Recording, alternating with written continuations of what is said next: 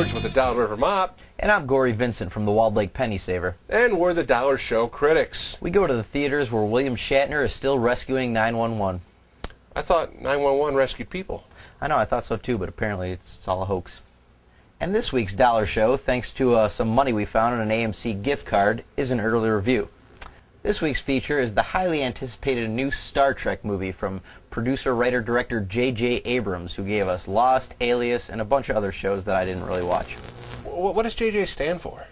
Jimmy John's. The plot this time centers on how the crew of one of science fiction's most famous starships got together for the first time. The movie introduces us to all the original Star Trek players. They're trying to foil a plot by an evil Romulan named Nero, played by Eric Bana, who you might remember from the first Incredible Hulk movie that nobody liked. And yeah, I didn't think so. I gotta say, I liked the movie. I mean, there was good performances from the cast all around. I'm not a big Trekkie. Christopher Pine as Captain Kirk, who gave it a nice kind of a cocky young man swagger thing, and then Zachary Quinto, who played Spock. Isn't that a sub place too? Yeah, they have good subs too at Quinto's. This was a successful rebooting of the franchise. I mean, I was entertained the whole time. Good work, Jimmy Johns.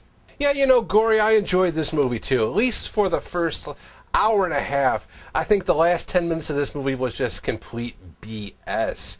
And if you don't agree with me, you can email me at idon'tgiveashit@yahoo.com.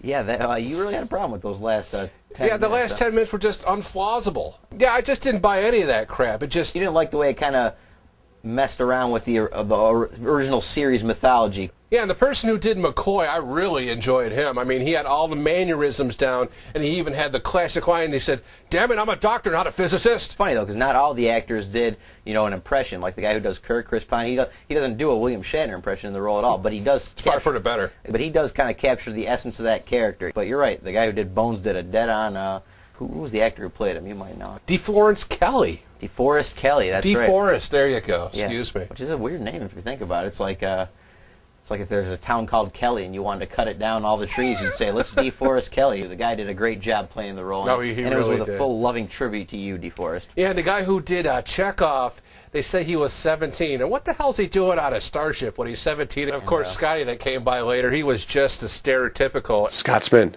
It was a little too leprechaun-y maybe in parts. I thought overall the whole cast did a good job. Uhuru was sexy as all get. Uhura, I'm sorry. That's okay. She was... I liked her. Oh yeah, she had it going on. If I'm grading this on $1, is this worth $1? I gotta give it a yeah, because as not a fan of the series, and you know, not even a huge fan of sci-fi though, this movie, it was fun to watch, it was entertaining. I'd say yeah too, for the normal people, but if you're an actual Trekkie, like some say I am, yeah, I don't know. He is a little bit. But I have to give it a sort of, because the last 10 minutes, I mean, ooh. For all you Trekkies out there, and for you Magic Dog 200, that's two yeahs, but one half sorta for the Trekkie fans for Star Trek. Go out and see it. And for this week's video pick, we're going to stay in the Star Trek genre and go with Star Trek II, The Wrath of Khan, starring William Shatner and, of course, Leonard Nimoy. The plot of this movie is basically when Chekhov and his next captain go off to another planet that they're trying to use the Genesis Project on, and the Genesis Project is when they make life out of a dead planet. But while they're on this planet, they stumble into Khan, who's played greatly by Ricardo Montalban. Montalban. Ricardo Montalban. Now, Khan, he wants revenge on Kirk for banishing him to this planet for the last 20 years, and he wants to go kick his ass, basically, and make him burn for all the years he's been on there. And he puts these worms in Chekhov's ears that make him prone to do what Khan wants him to do. Khan basically gets Kirk into a trap, and that's where this movie really takes off. I mean, the scenes that Kirk and Khan had in this movie was just great. I mean, I enjoyed them thoroughly. I especially liked how they kept Khan from the original series and put him in this movie. I definitely have to say you go out and rent this movie as fast as you can. A lot of fans will remember this from Kirk looking up and going, Khan! You know, screaming that, and it's got, like you said, the worms in the ears. It's got some great scenes, and yes, a great performance by Ricardo Montalban, who is everybody knows from Fantasy Island. Great lines in this about revenge. You know what I'm talking about. Revenge is a dish that is best served cold. Yep, and then yeah, it's definitely probably the best of the original Star Trek movies, I would say.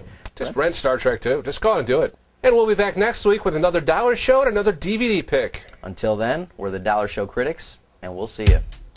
Star Trek. Trek 2. Best one they had. I swear I haven't seen it in probably 10 years. The movie, actually. No, it's good stuff. But I do remember like those main scenes. I remember the thing crawling